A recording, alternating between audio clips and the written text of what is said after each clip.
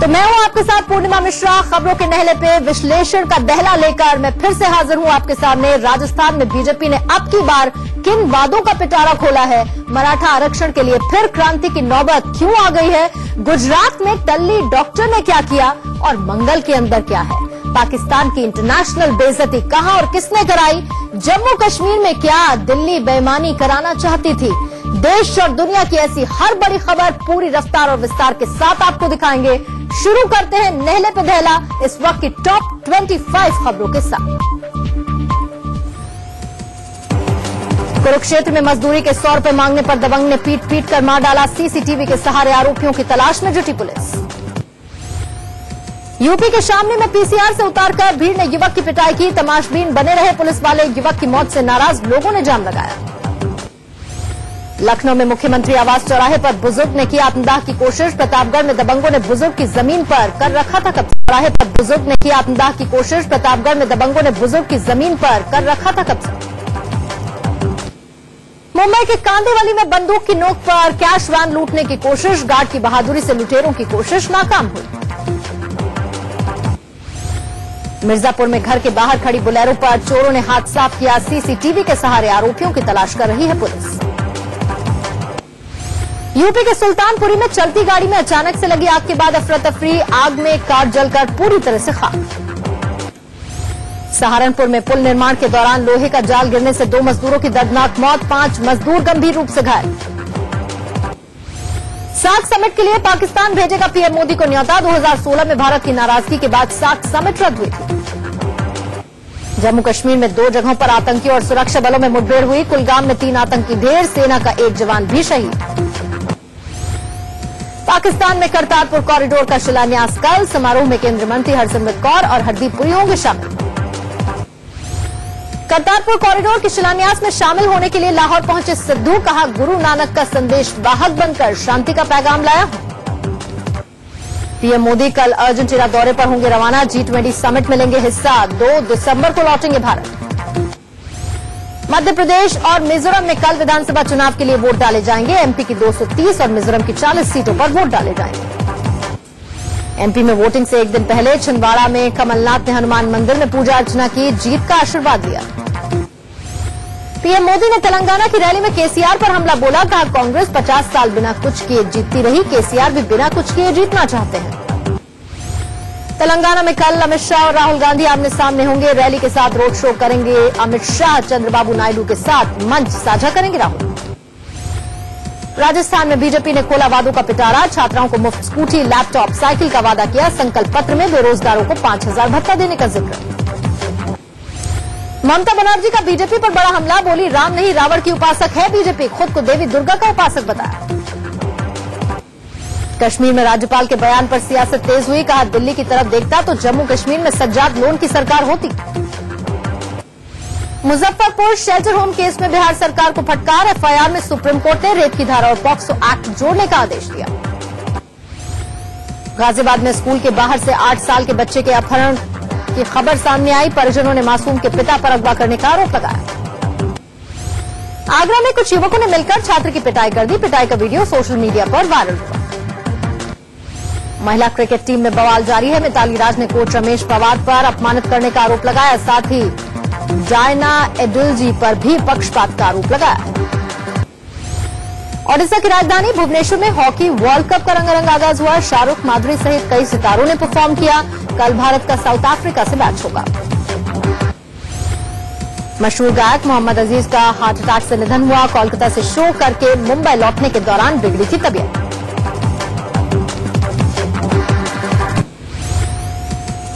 तो देश और दुनिया के हर कोने में रोज कुछ ना कुछ होता रहता है और आपको धरती की रूटीन की खबर भी हम दिखाएंगे। लेकिन अभी आपको दिखाते हैं धरती से 45 करोड़ 80 लाख किलोमीटर दूर मंगल ग्रह पर इंसान की नई हलचल क्या है। अमेरिकी अंतरिक्ष एजेंसी नासा का मार्स इनसाइट लैंडर यान आज सफलतापूर्वक मंगल ग्रह की सतह पर उतारा गया। इससे मंगल ग्रह को समझने में मदद मिलेगी। इनसाइट लैंडर यान को मंगल की रहस्यमय दुनिया के बारे में जानकारी के लिए बनाया गया है।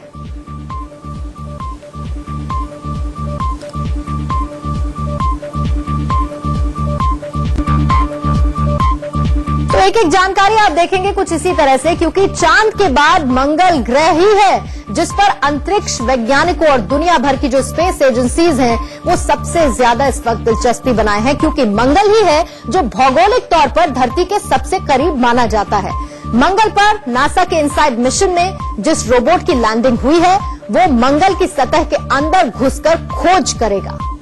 ये रोबोट 4.5 अरब साल का बही खाता खंगालेगा। नासा के वैज्ञानिकों का दावा यह है कि मंगल के जरिए पूरे सोलर सिस्टम की इनसाइट पड़ताल होगी। इनसाइट नासा का मंगल ग्रह पर यह पहला खोजी यान है और ये 2 तरह के सिस्टम से लैस है। इसमें जो पहला है वो है सेस्मिक एक्सपेरिमेंट इंटीरियर स्ट्रक्चर यानी कि SEIS, और जो दूसरा सिस्टम है वो है rotation and interior structure experiment यानी कि RISE इनसाइट। 26 मई को कैलिफोर्निया का जो लॉन्च स्टेशन है उससे रवाना हुआ और 45 करोड़ 80 लाख किलोमीटर की दूरी तय कर 26 नवंबर की देर रात मंगल पर पहुंचा और इसकी लैंडिंग मंगल के इक्वेटर यानी कि भूमध्य रेखा पर कराई गई, क्योंकि सूरज की किरणें वहीं पर सबसे ज्यादा सीधी पड़ती हैं। इनसाइट का रोबोट 600 वॉट के सोलर पैनल से चलेगा, जिसे चार्ज करने के लिए किसकी जरूरत होगी? सूरज की रोशनी की सीधे जरूरत होगी। जो नासा के साइंटिस्ट हैं वो ये कहते हैं कि इनसाइट ने अपनी बैटरी जो है उसे रिचार्ज करना शुरू कर दिया है और ये 2 साल तक मंगल का भूगर्भ खंगालेगा। नासा के इस प्रोजेक्ट की जो कुल लागत है वो $84 करोड़ है। मंगल ग्रह पर वैज्ञानिकों की हलचल करीब 60 साल पुरानी है। 1907 में सोवियत संघ ने मार्स मिशन शुरू किया जो फेल हुआ। उसके बाद 1964 में नासा का मैरिनर 4 ये पहला सफल अभियान था और इसके बाद 1969 में नासा ने मैरिनर 6 और मैरिनर 7 को भेजा। उसके बाद 1973 में सोवियत संघ के मार्स 2 को कामयाबी मिली। 1975 में नासा ने वाइकिंग सीरीज को लॉन्च किया। 1996 में नासा का मार्स ग्लोबल सर्वेयर मंगल पहुंचा जो कि 7 साल चला। 2001 में लॉन्च नासा का मार्स ओडिसी अभी मंगल पर ही है। 2003 में लॉन्च यूरोपियन स्पेस एजेंसी का मार्स एक्सप्रेस भी मंगल पर है। नासा का मार्स रिक्सॉयंस 2006 से मंगल पर मौजूद है और जो नासा का फिनिक्स है और डॉन है वो मिशन भी कामयाब रहा। नासा का क्यूरियोसिटी, मैविन और एक्सोमार्स सक्रिय है। भारत के इसरो का मंगलयान 2014 से मंगल पर है जो कि 2020 तक मंगल ग्रह की खोजबीन उसकी पूरी पड़ताल करता रहेगा। तो ये मंगल की हमने बात कर ली, लेकिन मंगल के बाद अब हम सीधे चलते हैं महाराष्ट्र, जहां पर मराठा आरक्षण को लेकर राजनीति और आंदोलन फिर से तेज हुआ है। मराठा क्रांति मोर्चा के बैनर तले आंदोलनकारी आज पुणे से मुंबई रवाना हो गए। पूरे महाराष्ट्र के मराठा आंदोलनकारी मुंबई के आजाद मैदान में डेरा डालने के लिए पहुंच रहे हैं। उनका ये कहना है कि आरक्षण मिले बगैर वो ना खुद चैन लेंगे ना ही सरकार को चैन से रहने देंगे। मराठा आरक्षण के मुद्दे पर महाराष्ट्र सरकार को ओबीसी कमीशन की रिपोर्ट पहले ही मिल चुकी है। महाराष्ट्र के सीएम देवेंद्र फडणवीस ने इशारा भी किया था कि 1 दिसंबर को मराठा आरक्षण का ऐलान हो सकता है। फिलहाल महाराष्ट्र में विधानसभा का शीत सत्र चल रहा है। महाराष्ट्र सरकार 29 नवंबर को मराठा आरक्षण पर बिल पेश करने की तैयारी में है। मराठा आरक्षण पर आम राय बनाने के लिए देवेंद्र फडणवीस ने आज ऑल पार्टी मीटिंग भी बुलाई है। विपक्ष इस बात पर अड़ा है कि मराठा आरक्षण बिल पेश करने से पहले ओबीसी कमीशन की रिपोर्ट सदन में रखी जाए।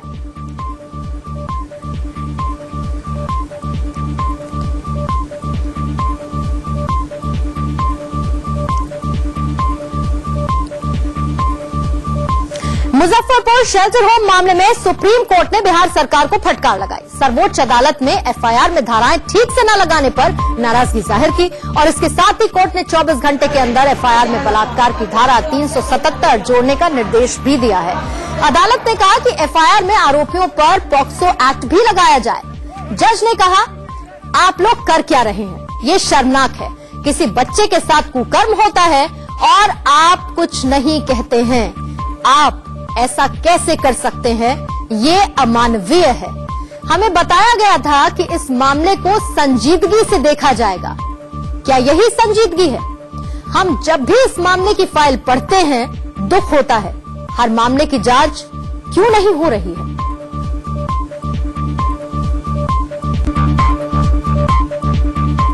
और अब इस मामले में 28 नवंबर को सुप्रीम कोर्ट में सुनवाई होगी।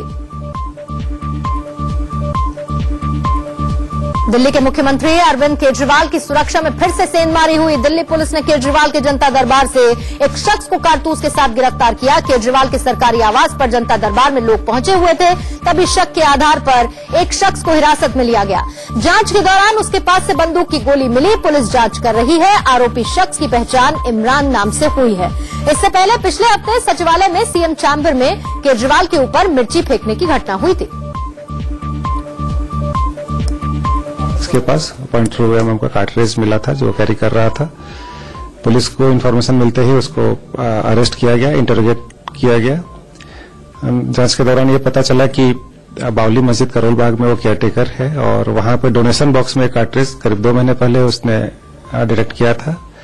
कायदे से उसे ये बात पुलिस को उसी समय बतानी चाहिए थी, बट ये सोच करके बाद में कार्ट्रिज डिस्पोज ऑफ कर देगा, वो कैरी करता रहा और कल ये डिटेक्ट किया गया जब मुख्यमंत्री आवास पर सिक्योरिटी पीपल ने उनको चेक किया। दिल्ली विधानसभा के विशेष सत्र में सीएम केजरीवाल ने अपने ऊपर लगातार हो रहे हमलों को लेकर केंद्र सरकार पर सीधा हमला बोला। उन्होंने कहा, अगर केंद्र सरकार एक मुख्यमंत्री को सुरक्षा नहीं दे सकती तो फिर ऐसी सरकार के बने रहने का मतलब क्या है। और अब एक नजर पिछले 3 साल के दौरान केजरीवाल पर हुए हमलों पर डाल लेते हैं। पहला हमला छत्रसाल स्टेडियम में स्पीच के दौरान फेंकी गई स्याही।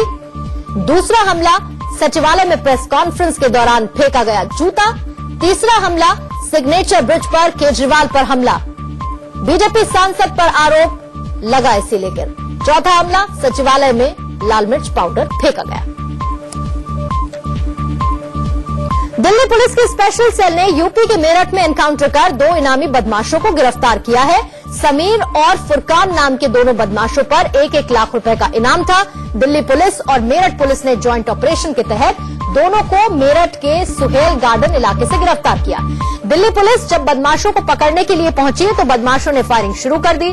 जवाबी कार्रवाई में पुलिस ने भी फायरिंग की, जिसमें दोनों बदमाश घायल हो गए। दोनों के पास से एक पिस्टल, देसी कट्टा और जिंदा कारतूस बरामद हुए।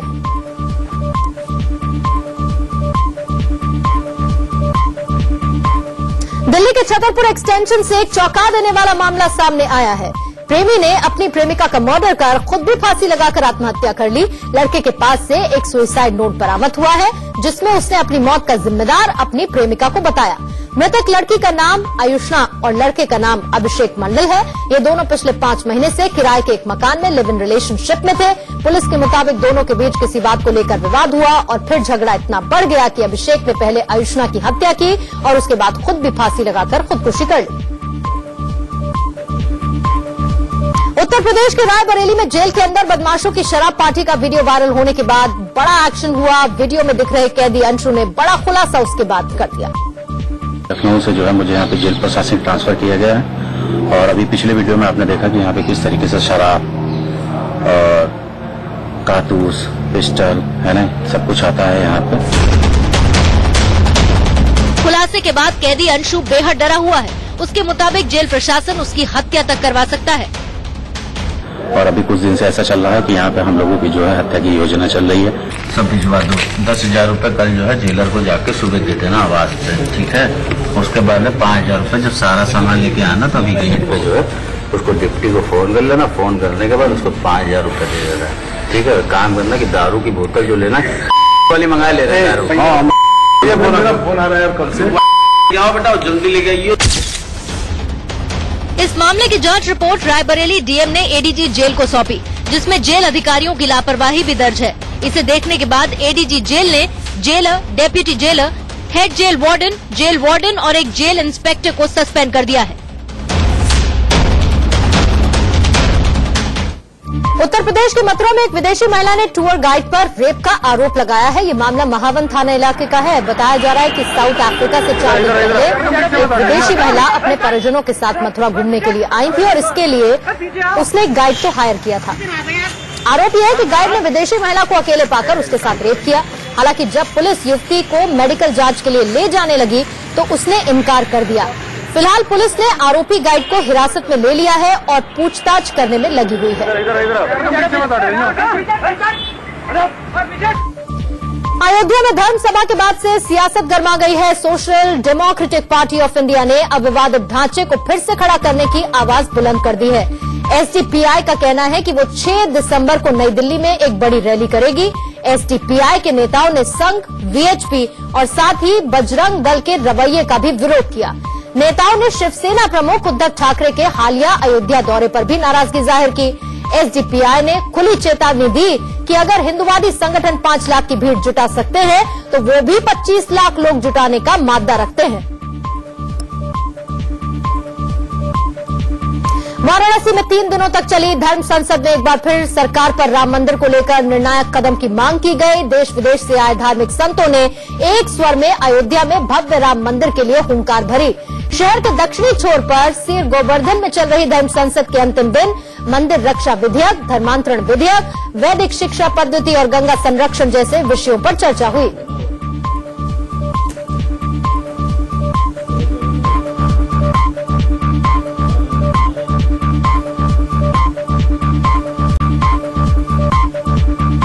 मध्य प्रदेश और मिजोरम में उम्मीदवारों को आज की रात नींद नहीं आने वाली। इन दोनों राज्यों में कल वोटिंग होनी है। मध्य प्रदेश की 230 सीटें, मिजोरम की 40 विधानसभा सीटें, जिन पर मतदान कराने के लिए पोलिंग पार्टियां आज रवाना हो चुकी हैं। मिजोरम में कांग्रेस तो एमपी में बीजेपी को सत्ता बचाने की चुनौती का सामना करना पड़ रहा है।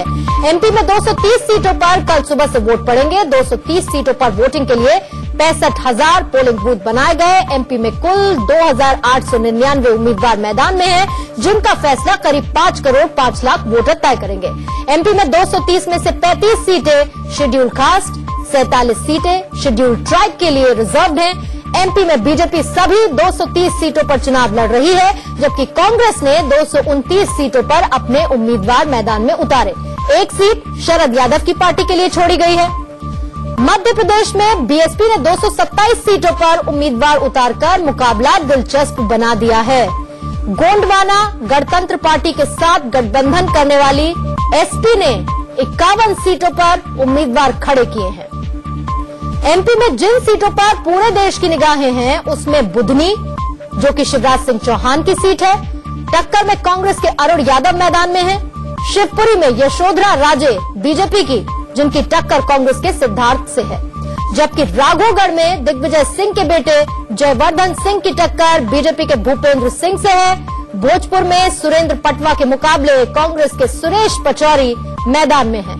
चुरहट में कांग्रेस के अजय सिंह की टक्कर बीजेपी के सत्येंदु तिवारी से है, तो वहीं गोविंदपुरा सीट पर बीजेपी की कृष्णा गौर की टक्कर कांग्रेस के गिरीश शर्मा से है। होशंगाबाद पर भी नजरें हैं, जिसमें कांग्रेस के सरताज सिंह की टक्कर बीजेपी के सीता शरण शर्मा से है। ये मध्य प्रदेश के दिग्गज। वहीं मिजोरम में भी कल ही वोटिंग होने जा रही है। मिजोरम की 40 सीटों पर कुल 209 उम्मीदवार मैदान में हैं। यहां कांग्रेस 40 सीटों पर और बीजेपी 39 सीटों पर मैदान में है। मुख्य मुकाबला कांग्रेस और मिजो नेशनल फ्रंट के बीच माना जा रहा है। मिजो पीपुल्स कॉन्फ्रेंस भी मैदान में है, जिससे मुकाबला 4 कोड़िए हो चुका है। मिजोरम में 2008 से कांग्रेस की सरकार है और लाल थनहावला मुख्यमंत्री पद पर काबिज हैं। मिजोरम में 95% आदिवासी आबादी है। ज्यादातर आदिवासी ईसाई धर्म को मानते हैं। मिजोरम में ईसाई आबादी 87% है। मिजोरम में 40 में से 39 सीटें शेड्यूल ट्राइब के लिए रिजर्व हैं।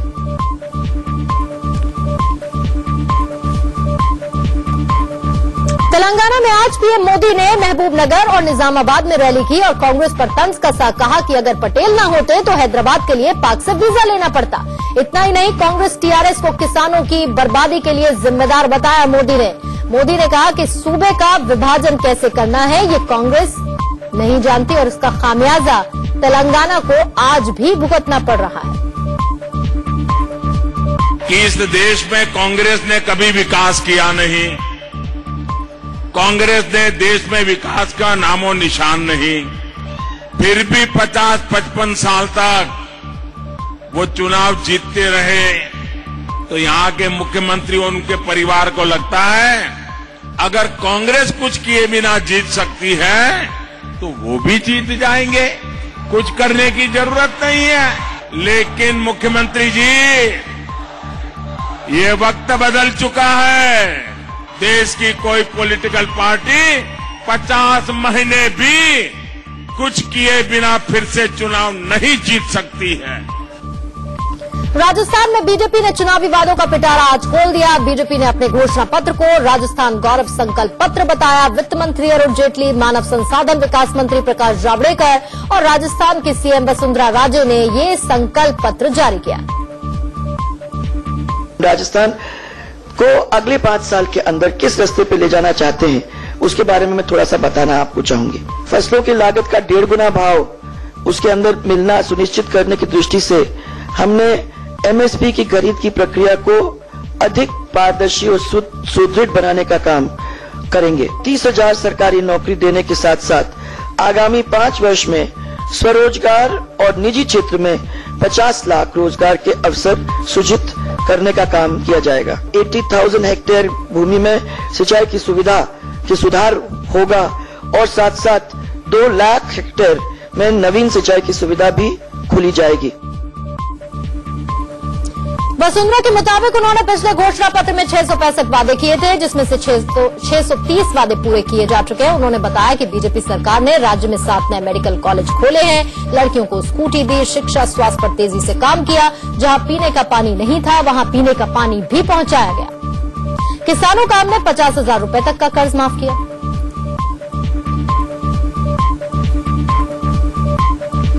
बीजेपी ने अपने राजस्थान गौरव संकल्प पत्र में 50 लाख युवाओं को नौकरी देने का भी वादा किया। बेरोजगार नौजवानों को 5,000 रुपए महीना भत्ता देने का वादा भी संकल्प पत्र में है। बीजेपी ने किसानों के लिए 250 करोड़ रुपए का स्टार्टअप फंड बनाने का वादा किया। साथ ही हर जिले में योग भवन बनाने, सभी गांवों को 108 एम्बुलेंस सेवा से जोड़ने का वादा भी संकल्प पत्र में शामिल किया गया। पार्टी का जो गौरव संकल्प है, जो एक प्रकार में भविष्य का रास्ता, रोड मैप बतलाता है राजस्थान का, कि भारतीय जनता पार्टी अगले 5 साल में राजस्थान को किस दिशा में ले जाना चाहेगी, उसका विमोचन किया है। राजस्थान के अलवर जिले की रामगढ़ सीट से कांग्रेस उम्मीदवार साफिया खान का एक बयान सोशल मीडिया पर वायरल हुआ है। इस वीडियो में साफिया खान चुनावी सभा को संबोधित कर रही हैं, जिसमें वो लोगों को भड़का रही हैं कि चुनाव जीतने के लिए साम दाम दंड भेद जो भी करना पड़े करो, किसी का सिर फोड़ना पड़े तो सिर भी फोड़ो। दाम दंड भेद या किसी की डेथ फोड़नी पड़ जाए तो कुछ करना पड़ जाए, बस सारे हथकंडे अपना लेना, लेकिन चुनाव जीतना है। यहाँ से जीतते ही जाए, यहाँ से भी और बाकी जगह जहाँ से कहीं अपने नहीं आएंगे तो कुछ इलाकों से अपने को बहुत बढ़त देनी है ताकि हम उसको बराबर कर सकें। साफिया खान कांग्रेस के राष्ट्रीय सचिव और रामगढ़ के पूर्व विधायक जुबैर खान की पत्नी है। 2 चुनाव हारने के चलते इस बार जुबैर खान का टिकट कटा तो कांग्रेस ने उनकी पत्नी साफिया को चुनावी मैदान में उतार दिया। राजस्थान के बारन में बीजेपी उम्मीदवार और वसुंधरा सरकार में कृषि मंत्री प्रभुलाल सैनी को जनता के गुस्से का सामना करना पड़ा। बारन की अंतागढ़ सीट से चुनाव लड़ रहे प्रभुलाल सैनी ईश्वरपुरा गांव में वोट मांगने के लिए गए थे, जहां लोगों ने उन पर सवालों की बौछार कर दी। मंत्री जी आश्वासन देकर जाने लगे तो गांव वालों ने कांग्रेस के समर्थन में नारेबाजी शुरू कर दी। अब प्रभुलाल सैनी आरोप ये लगा रहे हैं कि उनका विरोध करने वाले आम लोग नहीं बल्कि कांग्रेसी कार्यकर्ता थे।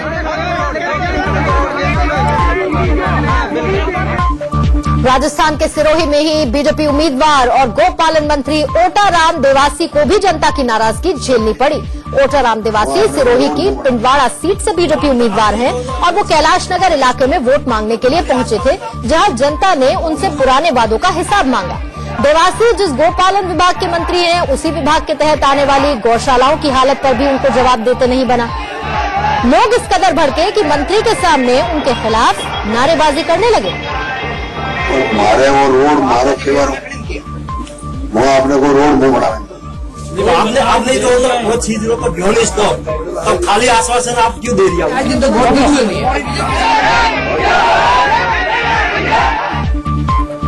राजस्थान की सीएम वसुंधरा राजे के लिए ये चुनाव नहीं अग्नि परीक्षा है। खुद उनकी अपनी सीट झालरापाटन पर कांग्रेस ने मानवेंद्र सिंह को उम्मीदवार बनाकर मुश्किल पैदा कर दी है। अब अपनी सास को सियासी संकट से उबारने के लिए उनकी बहू निहारिका राजे ने मोर्चा संभाल लिया। वसुंधरा की बहू निहारिका इन दिनों झालावाड़ के झालरापाटन में गांव-गांव जाकर वोट मांग रही हैं। ग्रामीणों से राम राम कर रही हैं और महिलाओं से अपील कर रही हैं कि अपना प्यार और आशीर्वाद बनाए रखें। आप सबने जिस तरह आशीर्वाद और प्यार दिया है, उसी तरह अपना आशीर्वाद और प्यार बनाए रखें और आने वाली 7 तारीख को फिर से माननीय वसुंधरा जी को एक बार फिर अपना विधायक चुनकर प्रदेश का मुख्यमंत्री बनाए। जम्मू कश्मीर में विधानसभा भंग करने का बवाल आज नए सिरे से शुरू हो चुका है। जम्मू कश्मीर के राज्यपाल सत्यपाल मलिक का 3 दिन पुराना बयान वायरल हुआ तो जम्मू से दिल्ली तक सियासी पारा गर्मा गया। राज्यपाल सत्यपाल मलिक 24 नवंबर को एमपी के ग्वालियर में थे और एक कॉलेज के दीक्षांत समारोह में उन्होंने कहा कि उन्होंने विधानसभा भंग कर ईमानदारी दिखाई। जम्मू कश्मीर विधानसभा 21 नवंबर की रात में भंग कर दी गई थी। आरोप ये लगा कि इस राज्यपाल ने केंद्र सरकार और बीजेपी के दबाव में आकर ये फैसला किया। राज्यपाल मलिक ने कहा कि अगर उन्होंने दिल्ली की तरफ देखा होता तो सज्जाद लोन की सरकार बन गई होती। जम्मू कश्मीर में 21 नवंबर को सियासी ड्रामा हुआ था। तब महबूबा मुफ्ती ने नेशनल कॉन्फ्रेंस और कांग्रेस के सहयोग से सरकार बनाने का दावा पेश किया था। उसके फौरन बाद पीपुल्स कॉन्फ्रेंस के नेता सज्जाद लोन ने बीजेपी के समर्थन से सरकार बनाने का दावा ठोक दिया। सज्जाद लोन ने दावा किया था कि उनके पास पीडीपी के 28 में से 18 विधायकों का समर्थन भी है। दोनों के दावे के बीच ही राज्यपाल सत्यपाल मलिक ने विधानसभा भंग कर दी थी। जम्मू कश्मीर में पंचायत चुनावों के लिए आज चौथे दौर की वोटिंग हुई। कड़ी सुरक्षा व्यवस्था और जम्मू और कश्मीर में लोगों ने ग्राम पंचायतों के लिए वोट डाले। मतदान के लिए जम्मू डिवीजन में 1979 और कश्मीर डिवीजन में 639 पोलिंग स्टेशन बनाए गए थे। जम्मू कश्मीर में कुल 9 चरणों में पंचायत चुनाव कराए जा रहे हैं। चौथे दौर में सरपंच के 339 और पंचों के 1749 पदों के लिए वोटिंग हुई। इस दौर में 99 सरपंच और 969 पंच निर्विरोध चुने जा चुके हैं। चौथे दौर में करीब 71% मतदान हुआ है। जम्मू डिवीजन के किश्तवाड़ में 82, डोडा में 84.6, रामबन में 81 और उधमपुर में करीब 79% लोगों ने वोट डाले। सबसे कम वोटिंग पुलवामा में हुई, जहां पर सिर्फ 0.6% लोग ही पोलिंग बूथ तक पहुंच पाए। अनंतनाग में 6.2 और कुलगाम में 14.5% वोटिंग हुई। जम्मू कश्मीर में आतंकियों की सफाई के लिए चलाया जा रहा ऑपरेशन ऑल आउट और तेज हुआ। पुलवामा और कुलगाम में 2 अलग अलग मुठभेड़ों में सुरक्षा बलों ने 3 आतंकियों को ढेर कर दिया। इनमें से 2 आतंकी लश्कर-ए-तैयबा से जुड़े हुए थे। आतंकियों का नाम एजाज अहमद और वारिश अहमद मलिक बताया गया है। मुठभेड़ में सेना का एक जवान भी शहीद हुआ। आज सुबह पुलवामा के प्राग में सुरक्षा बलों ने जिस आतंकी को ढेर किया वो जाकिर मूसा से जुड़े आतंकी संगठन अंसार गजवतुल हिंद के डिप्टी चीफ बताया जा रहा है। मारे गए आतंकी का नाम शाकिर हसन डार सामने आया। फिलहाल कुलगाम और पुलवामा दोनों इलाकों में युद्ध स्तर पर सर्च ऑपरेशन चलाया जा रहा है। दोनों जगहों पर इंटरनेट सेवा बंद कर दी गई है। तेलंगाना के साइबराबाद में पीपल्स फ्रंट के उम्मीदवार ने घर में पुलिस तलाशी से बचने के लिए खुदकुशी की कोशिश की, जिसके बाद पुलिस ने वंटेरू प्रताप रेड्डी को पुलिस ड्यूटी में बाधा डालने के आरोप में गिरफ्तार कर लिया। पुलिस के मुताबिक चुनाव आयोग को टीआरएस नेताओं से ये शिकायत मिली थी कि रेड्डी और उनके समर्थक अपने कोमपल्ली आवास पर लोगों को पैसे बांट रहे हैं।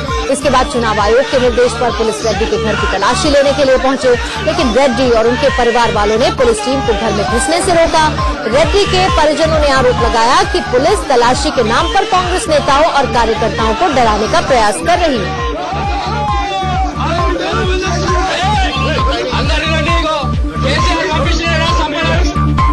उत्तर प्रदेश के मुरादाबाद में एआईएमआईएम नेता का भड़काऊ भाषण सामने आया है। दरअसल नागफनी थाना इलाके में एआईएमआईएम नेता गुलाम मुस्तफा के भड़काऊ भाषण का वीडियो इन दिनों सोशल मीडिया पर वायरल हो रहा है, जिस पर बवाल शुरू हो चुका है।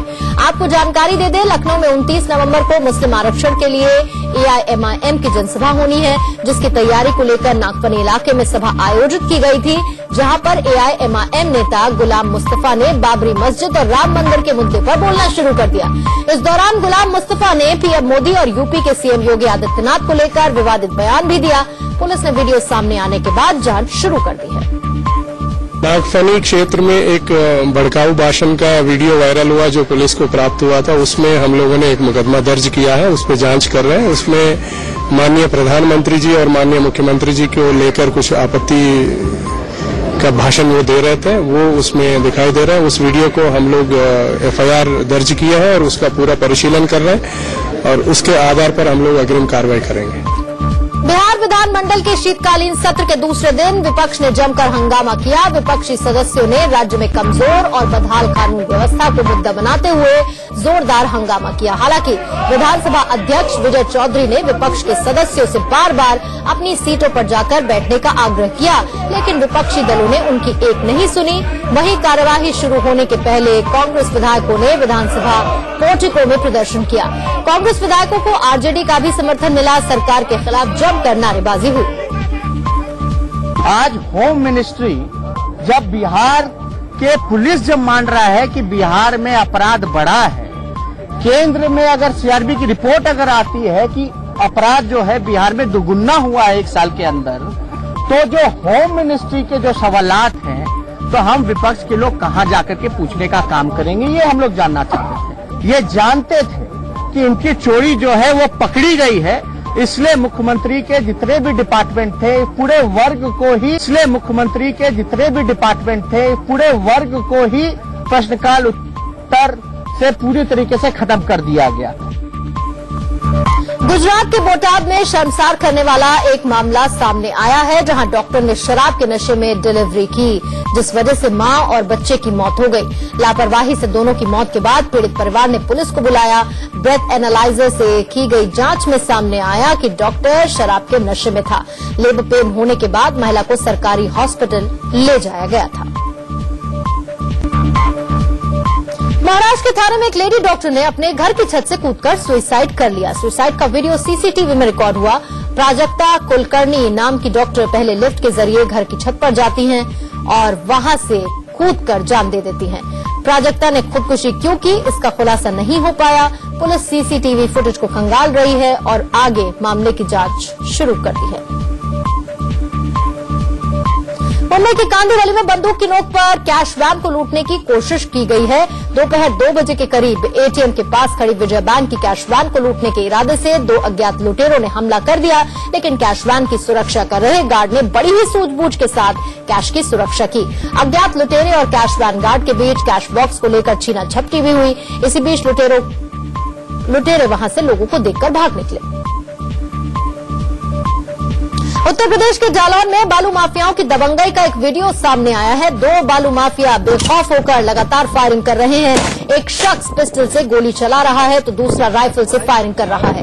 बताया जा रहा है कि रेत माफिया आए दिन इसी तरह से खुलेआम फायरिंग करते हैं। इसका मकसद गांव वालों में दहशत पैदा करना है। इस तरह की फायरिंग से कई बार गांव के लोग घायल भी हुए हैं, लेकिन पुलिस और प्रशासन कोई कार्रवाई नहीं करता है। वीडियो वायरल होने के बाद पुलिस जांच की बात कर रही है।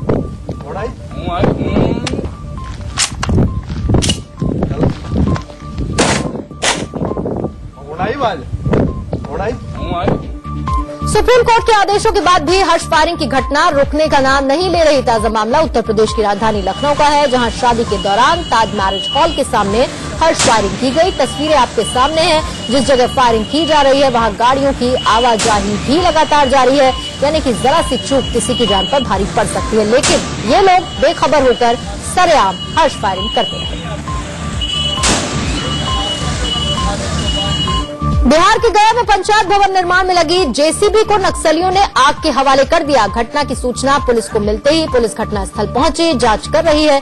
गया सिटी SP के मुताबिक पुलिस टीम घटनास्थल पर पहुंच गई है। आरोपियों की पहचान कर कार्रवाई की जा रही है।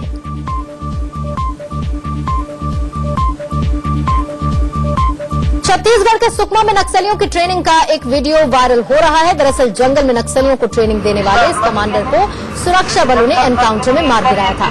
ताती भीवा नाम के इस नक्सली पर 8 लाख का इनाम था। पुलिस के मुताबिक नक्सली कमांडर के तेलंगाना में सरेंडर करने के बाद माओवादियों ने सुकमा में नई साजिश रची, जिसके तहत नक्सलियों को ट्रेनिंग दी जा रही थी। इसके लिए ताती भीमा को संगठन में भर्ती और उसकी ट्रेनिंग का जिम्मा सौंपा गया।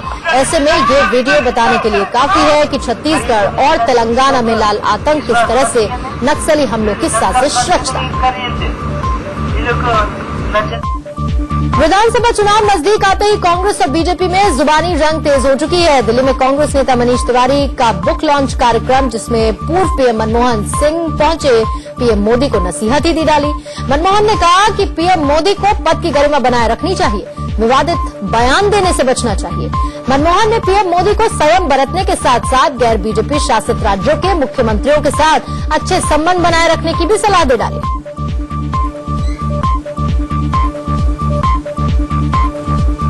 जम्मू कश्मीर के पूर्व मुख्यमंत्री और नेशनल कॉन्फ्रेंस के अध्यक्ष फारूक अब्दुल्ला ने पूर्व पीएम अटल बिहारी वाजपेयी को भारत रत्न न देने के लिए कांग्रेस पर निशाना साधा है। फारूक अब्दुल्ला ने कहा, अटल बिहारी वाजपेयी ने मुझे बताया था कि जब उन्होंने अपनी पहली स्पीच दी थी तब नेहरू उनके पास आए, उनसे कहा कि अटल जी आप एक दिन प्रधानमंत्री जरूर बनेंगे। वो आरएसएस के बैकग्राउंड से आते थे और उन्हें यकीन हो गया था कि ये देश एक से नहीं बल्कि सभी से बनेगा। इसके साथ ही जिन्होंने पूर्व में देश को बनाया उन्हें भी भूलना नहीं चाहिए। कांग्रेस को पूर्व पीएम अटल बिहारी वाजपेयी को भारत रत्न देना चाहिए था। उधर फारूक के बयान पर सियासत भी अब तेज हो गई है।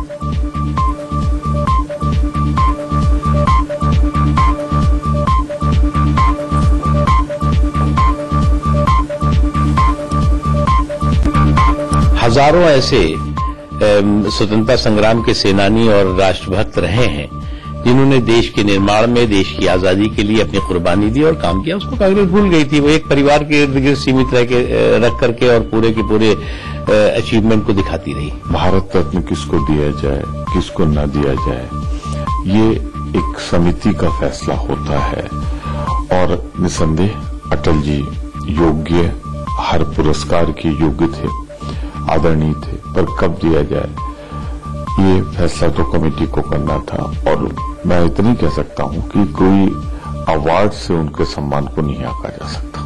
जिनके लिए एक जनरल कंसेंसस है उनको भारत रत्न मिले, और इसमें राजनीति के बीज ढूंढना, तत्व ढूंढना मुश्किल होगी। फिर हम कहेंगे बाबा साहब को पहले क्यों नहीं मिला, अबुल कलाम आजाद जी को इस वक्त नहीं उस वक्त। ये इस तरह का विमर्श मैं समझता हूं कि वैसे ही बहुत विभिन्नताएं हमारे बीच है, एक और खड़ी हो रही है।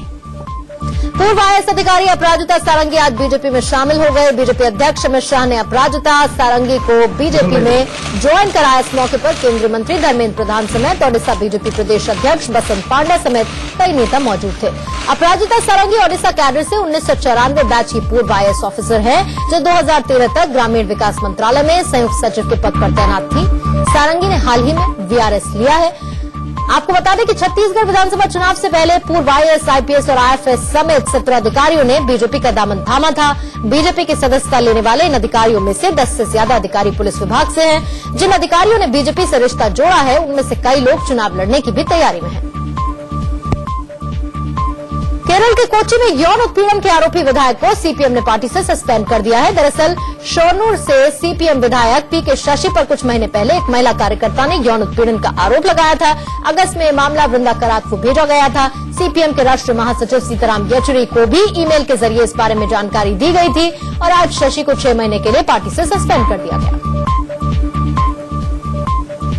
बिहार में एक तरफ एनडीए में सीट शेयरिंग को लेकर खींचतान जारी है। खबर यह है कि उपेंद्र कुशवाहा की पार्टी आरएलएसपी एनडीए से अलग होने के बाद शरद यादव की पार्टी एलजेडी के साथ विलय की तैयारी में है। हालांकि शरद यादव ने बिहार में महागठबंधन को लेकर इशारों में संकेत दे दिए हैं कि भले ही दूसरे दल ज्यादा सीटों की मांग कर रहे हैं, लेकिन गठबंधन में कोई भी दिक्कत नहीं होगी। हमारा इस बीच में एक बार वो उनसे मुलाकात हुई थी, वो आए थे यहाँ। वो मुलाकात जो है वो तो शिष्टाचार की मुलाकात थी। वो अभी एनडीए में है और एनडीए में रहते हुए कोई बात हमारी तरफ से कहना ठीक नहीं है, उनके लिए भी और हमारे लिए भी। यूपी के संभल में लव जिहाद का मामला सामने आया है। पीड़ित लड़की के मुताबिक प्रेमी उसके साथ गलत धन बताकर कई दिनों तक साथ रहा। इसके बाद वो लड़की पर धन परिवर्तन करने का दबाव बनाने लगा, लड़की को टॉर्चर किया। लड़की किसी तरह से भागकर संभल लौटी, लेकिन कुछ लोग उसका पीछा करते हुए वहां भी पहुंचे। जब लड़की ने शोर मचाया तो लोगों ने युवकों को पकड़कर उसकी पिटाई कर दी। पुलिस ने आरोपियों को गिरफ्तार कर लिया है। बिहार के नालंदा में ठगी का आरोप लगाकर लोगों ने एक अधेड़ उम्र के शख्स को खंभे में बांधकर पीट दिया। लोगों ने पहले तो लात घूंसे चलाए, फिर आरोपी की पिटाई की, उसका वीडियो बनाया। मामले का पता चलते ही पुलिस मौके पर पहुंची। पुलिस ने बड़ी ही मुश्किल से आरोपी को लोगों के चंगुल से बचाया। पुलिस मामले की जांच कर रही है। आगरा में छात्रों के बीच हुई मारपीट का वीडियो वायरल हो रहा है। वीडियो में दिख रहे हैं कि कुछ लड़के एक लड़के को बुरी तरह से मिलकर पीटना शुरू करते हैं। रात घूसों के अलावा बेल्ट से लड़कों की पिटाई की जाती है। कुछ लड़के मार खा रहे युवक को बचाने की कोशिश भी कर रहे हैं, लेकिन उनकी कोशिश नाकाम रहती है। लड़के को मारने के बाद ये सभी फरार हो जाते हैं। बाराबंकी के रामपुर महोत्सव के दौरान जमकर ईंट पत्थर चले। भोजपुरी सिंगर के देर से पहुंचने पर भीड़ बेकाबू हुई। लोगों ने नाराज होकर मंच पर पत्थर भी फेंके। कार्यक्रम में कैबिनेट मंत्री रीता बहुगुणा जोशी समेत कई मंत्री, सांसद और विधायक मौजूद थे। बवाल की सूचना मिलते ही पुलिस फोर्स मौके पर पहुंची, जिसने लाठीचार्ज करके किसी तरह से भीड़ को काबू में किया। भैया यही दल के हो तो देखो खेसारी। हरियाणा के कुरुक्षेत्र में कालका हावड़ा एक्सप्रेस ट्रेन के एक डिब्बे में आग लगने के बाद अफरा तफरी मच गई। आनंद फानन में लोगों ने चेन खींचकर ट्रेन को रोका, लेकिन तब तक आग ने पूरे डिब्बे को अपनी चपेट में ले लिया था। सूचना मिलते ही जीआरपीएफ और फायर ब्रिगेड मौके पर पहुंची। आग से प्रभावित डिब्बे को ट्रेन से अलग कर दिया। आग लगने की वजह डिब्बे में रखा केमिकल बताया जा रहा है। हादसे में 8 लोगों की तबीयत भी खराब हुई। मुरादाबाद रेलवे स्टेशन पर नशे का कारोबार कर रहे बच्चों और महिलाओं को पकड़ा गया। चलती ट्रेन और प्लेटफॉर्म पर नशे का सामान बेच रहे छोटे बच्चे और लड़कियों का वीडियो वायरल होने के बाद उत्तर प्रदेश बाल संरक्षण आयोग ने टीम भेजी, जाल बिछाया, छापा मार दिया। इस रेड में ट्रेन के अंदर पान मसाले गुटखा बेचते हुए नाबालिग लड़की और लड़कों को रंगे हाथों पकड़ा। यही नहीं, रेलवे प्लेटफॉर्म और ट्रेनों में नशा बेचने का काम करने वाली महिलाओं को भी पकड़ा गया।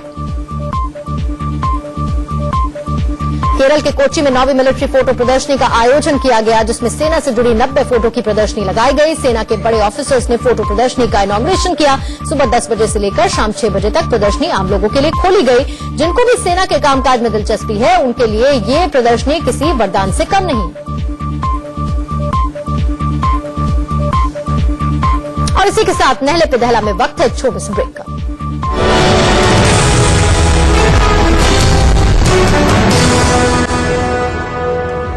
ब्रेक के बाद स्वागत है आप सभी का। आप देख रहे हैं नहले पे दहला और आइए अब खबरों के सिलसिले को आगे बढ़ाते हैं।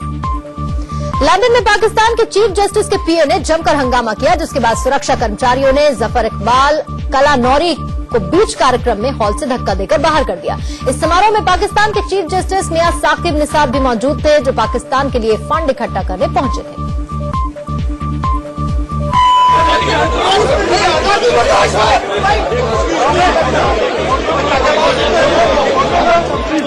बलूच लिबरेशन आर्मी ने कराची में चीनी कॉन्सुलेट पर हमले की जिम्मेदारी ले ली है, जिसको लेकर बलूच कमांडर ने सीपीईसी के खिलाफ धमकी भरा बयान भी जारी किया। बलूच आर्मी के कमांडर असलम बलूच ने कहा कि पाकिस्तान और चीन के विरोध में इस तरह के हमले आगे भी जारी रहेंगे, क्योंकि बलूचिस्तान इलाके में चीन की दखल से उन्हें काफी नुकसान पहुंचा है। अमेरिका के शिकागो में बर्फीले तूफान ने तबाही मचा दी। इससे 3.5 करोड़ लोगों का जीवन प्रभावित हुआ। खराब मौसम के चलते सैकड़ों उड़ानें रद्द कर दी गई, जबकि 5000 से ज्यादा विमानों की उड़ान देरी से भई। भारी बर्फबारी के चलते कई इलाकों में तापमान -10 डिग्री तक जा पहुंचा है।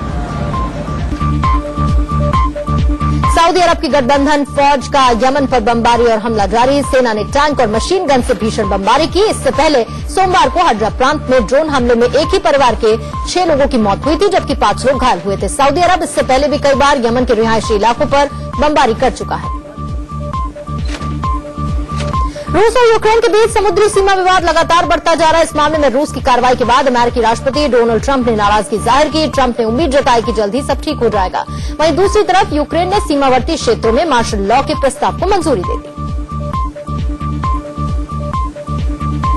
प्रियंका चोपड़ा और निक जोनस की शादी का जश्न परवान चढ़ने लगा है। निक जोनस से मिलने के लिए एक्ट्रेस आलिया भट्ट और परिणीति चोपड़ा पहुंची। प्रियंका की बहन परिणीति को रिश्ते में निक की वो साली लगी हैं। चारों ने बाद में डिनर भी किया। देसी गर्ल प्रियंका चोपड़ा और हॉलीवुड सिंगर निक जोनस जल्द ही जोधपुर पैलेस में शादी के बंधन में बंधने वाले हैं।